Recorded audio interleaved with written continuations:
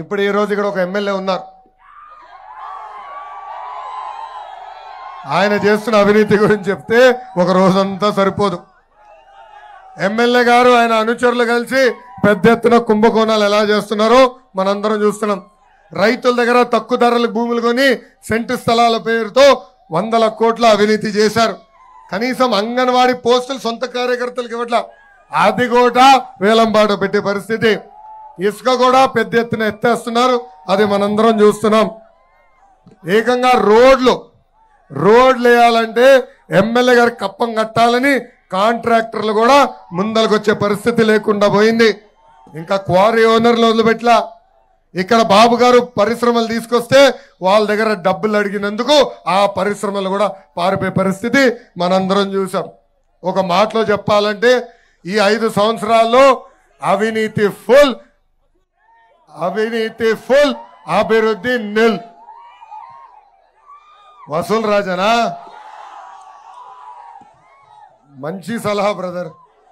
మీ MLA గారికి ముద్దుగా వసూల్ రాజా అని పేరు పెడదాం. ఏమా బాగుందా ఎమ్మెల్యే గారి పేరు? వసూల్ రాజా అని పెడదాం. నేను ఇక్కడ అడుగుతున్నా, ఆనాడు జగన్ అనేక హామీలు ఇచ్చాడు పాదయాత్రలో.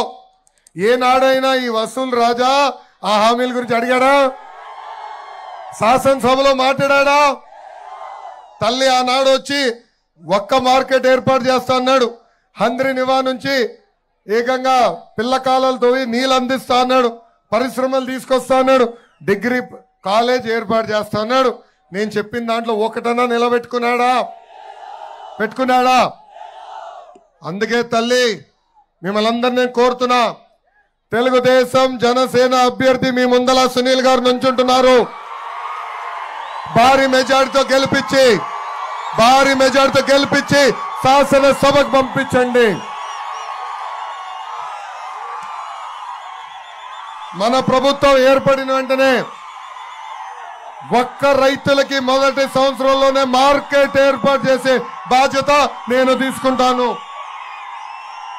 పిల్ల కాలువల ద్వారా అవసరమైన మేరకు తవ్వి సాగునీరు అందిస్తాం. మన ప్రాంతానికి పరిశ్రమలు తీసుకొచ్చే బాధ్యత వ్యక్తిగతంగా నేను తీసుకుంటానని ఈ సభాముఖంగా హామీ ఇస్తున్నా.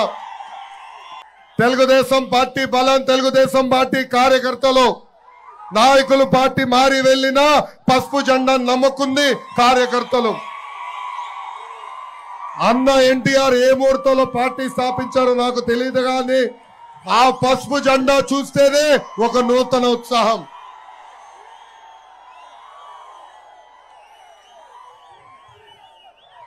వైకాపా నాయకులకి కార్యకర్తలకి boom boom president medal, Andhra gold కావాలి.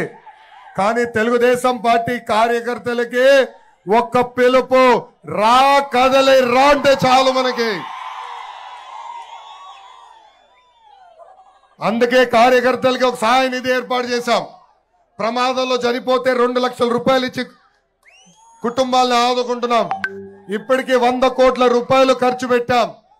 ఒకవేళ కార్యకర్తలు పిల్లల్ని చదివించలేకపోతే ఏకంగా వాళ్ళ పిల్లల్ని దత్తకు తీసుకుని చదివిస్తుంది నా తల్లి భువనేశ్వరి అమ్మ.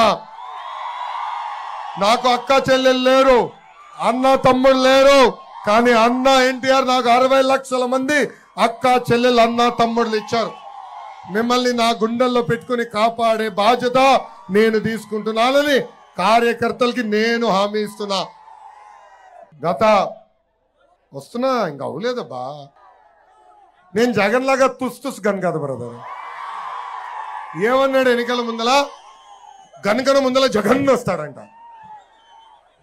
అది నొక్కితే ఏంటి అట్లా నీళ్ళు వస్తున్నాయి పిస్ అని. సో ఒక 2 నిమిషాలు ఓపిక పెట్టు.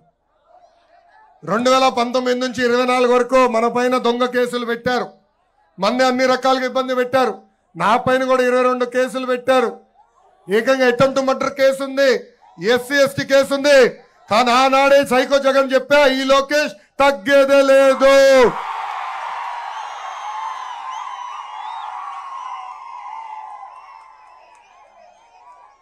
చెప్తున్నా ఈ సభాముఖంగా, పెట్టుకో ఎన్ని కేసులు, మా ప్రభుత్వం వస్తుంది, వడ్డీతో సహా ప్రతిదీ చెల్లిస్తా. అన్న ఎన్టీఆర్ మన దేవుడు. బాబు గారు మన రాముడు, కానీ వైకాపా నాయకులకి నేను మూర్ఖుడు. ఎవరిని వదిలిపెట్టదు. ఏ అధికారులైతే చట్టాన్ని ఉల్లంఘించి మన ఇబ్బంది పెట్టారో, ఏ వైకాపా నాయకులైతే మన ఇబ్బంది పెట్టారో వాళ్ళందరి పేర్లు ఈ ఎర్ర పుస్తకంలో ఉన్నాయి. ఈ ఎర్ర బుక్ సుప్రీంకోర్టు వరకు వెళ్ళిందండి. లోకేష్ ఊరూరు తిరుగుతున్నాడు, ఎర్ర బుక్ చూపిస్తున్నాడు, అరెస్ట్ చేయాలంటున్నాడు. ఈ సైకో జగన్ రా, ఇక్కడనే ఉన్నా, రా దమ్ముంటే, కమాన్ బ్రదర్. అరే బాంబులకే భయపడే కుటుంబం మాది. నువ్వు పెట్టే కేసులకి మేము భయపడతామా?